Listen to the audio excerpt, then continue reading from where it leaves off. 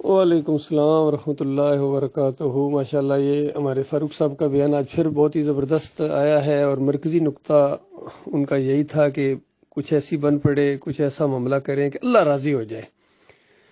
پھر انہوں نے اس کی تشریح بھی کی کہ کیسے پتہ چلے گا کہ اللہ راضی ہے، پھر انہوں نے کچھ دلائل بھی دی، اس پر میں مزید بات کرنا چاہوں گا۔ دیکھیے، جو واقعہ بھی آپ کو اللہ کے قریب کرتا ہے سمجھ لو اللہ آپ سے راضی ہے، اور جو واقعہ بھی آپ کو اللہ سے دور کرتا ہے سمجھ لو اللہ آپ سے ناراض ہے۔ اب دیکھیے، یہ بھی ہو سکتا ہے کہ اللہ تعالیٰ آپ کو مال و دولت دے اور اس میں آپ خوش ہو کے اور اللہ کے راستے میں خرچ کر رہے ہیں، اللہ کا شکر ادا کر رہے ہیں، اور غریبوں کی مدد کر رہے ہیں، تو آپ اللہ کی رضا حاصل کرنے کے لیے معاملہ کر رہے ہیں۔ لیکن اگر آپ نے اسی مال سے فسق و فجور شروع کر دیے، نافرمانیاں شروع کر دی اللہ تعالیٰ کی، تو اس کا مطلب ہے کہ وہ مال آپ کے لیے اللہ کی دوری کا ذریعہ بنا، اور اللہ آپ سے ناراض ہے اس لیے اس نے آپ کو مال دیا ہے۔ اس کی دوسری صورت یہ ہو سکتی ہے کہ اگر اللہ تعالیٰ رزق میں تنگی پیدا کر دے اور وہ بندہ صبر بھی کرے، پھر بھی اللہ کے دین کا کام کرتا رہے، حالانکہ مال تنگ ہو گیا ہے، غربت آ گئی ہے، لیکن اس نے اپنے دین کو نہیں چھوڑا ہے، اللہ سے کوئی گلے شکوے نہیں کیے ہیں۔ اگر کوئی پوچھا ہاں بھائی کیا حال ہے، الحمدللہ الحمدللہ، اللہ کا شکر ہے جی، اللہ کی نعمتوں کی طرف اس کا دھیان جاتا ہے، تو آپ غور کریں کہ اس کا مال اللہ نے حالانکہ روک دیا ہے لیکن اس کو اپنے اور قریب کر دیا ہے، تو اس کا مال رکنا اس کے لیے اللہ کی رحمت بن گیا۔ اسی طرح صحت کا مسئلہ ہے، کسی کو صحت دے کے اللہ تعالیٰ اپنے قریب کرتا ہے، کسی کو صحت دے کے اپنے سے دور کرتا ہے، کسی کو بیمار کر کے اپنا قریب کرتا ہے، کسی کو بیمار کر کے اپنے سے دور کرتا ہے۔ کتنے ایسے لوگ ہیں بیماری کی حالت میں ایسے عجیب و غریب گلے شکوے کرتے ہیں کہ بس میں ہی رہ گیا تھا، بیماریاں چھوڑتی ہی نہیں جی مجھے، تو ہم تو گئے مارے گئے، یہ وہ اس طرح کے فکرے جملے پھر وہ ناشکری کے اس کے منہ سے نکلتے ہیں۔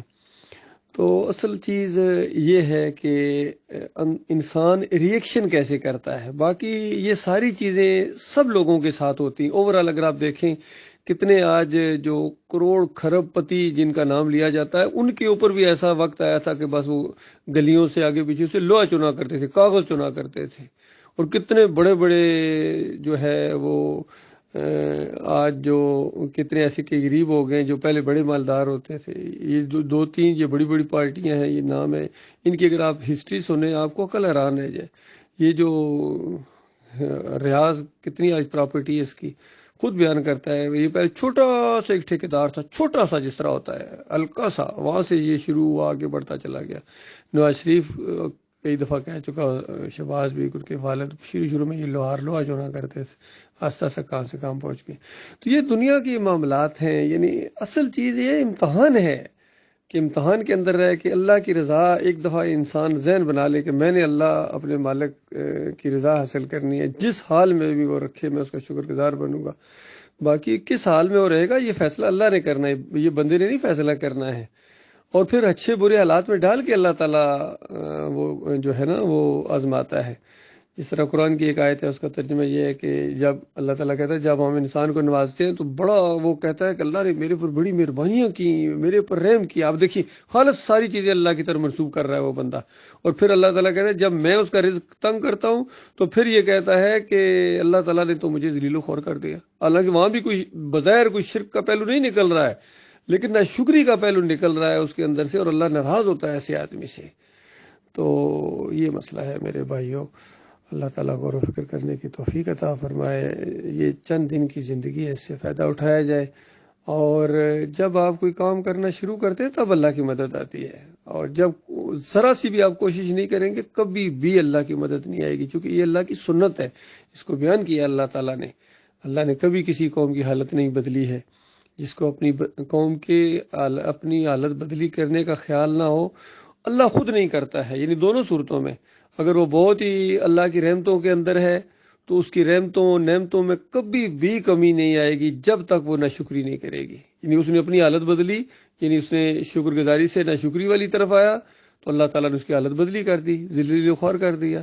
اسی طرح اگر کوئی ذلیل و خوار قوم ہے، پستی میں ہے، غلامی میں ہے، وہ اللہ کا نام لے کر اٹھنا نہیں چاہتی ہے، کبھی بھی اس کو نہیں اٹھایا جائے گا، کبھی بھی اللہ کی مدد اس کے معمولی سے. اور پھر اللہ نے مثالیں میں دی کہ بالکل اتنی معمولی حرکت کرو، جس طرح وہ مریم علیہ السلام کا واقعہ آتا ہے کہ ایسی حالت میں اللہ تعالیٰ نے کہا یہ کھجور کا یہ تنا جھنجھوڑو، اوپر سے کھجوریں گریں گی. آپ غور کرو اسی واقعے کے اوپر.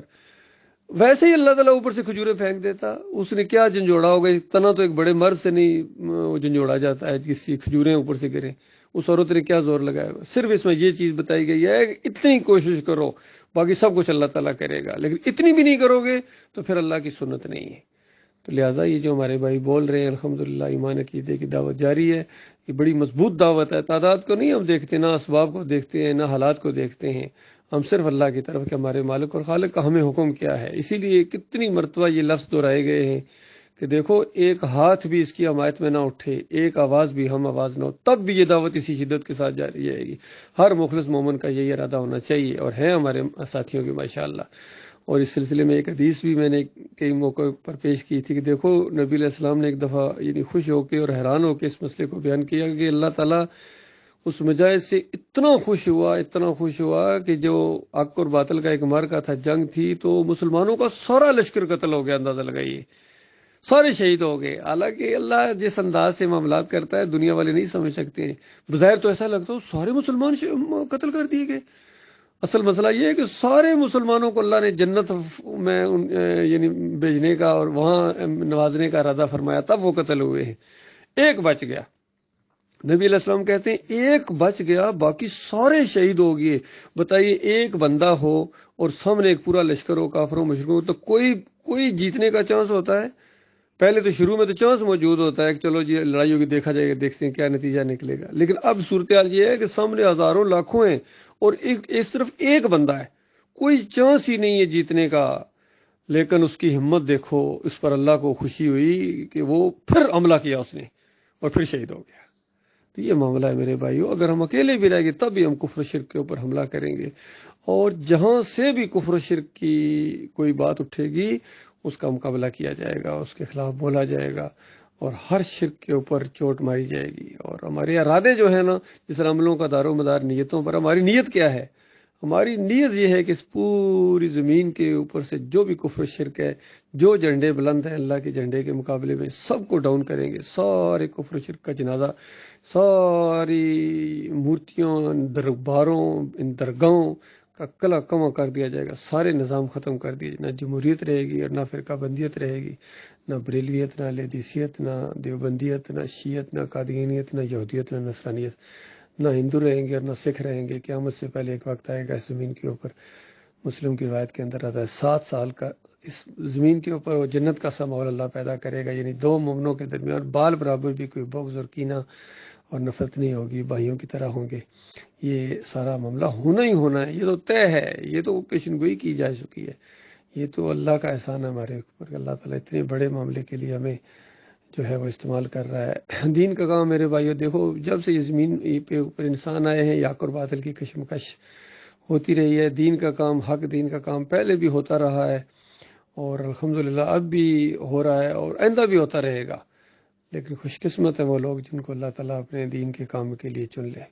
اللہ تعالیٰ ہمیں استقامت عطا فرمائے.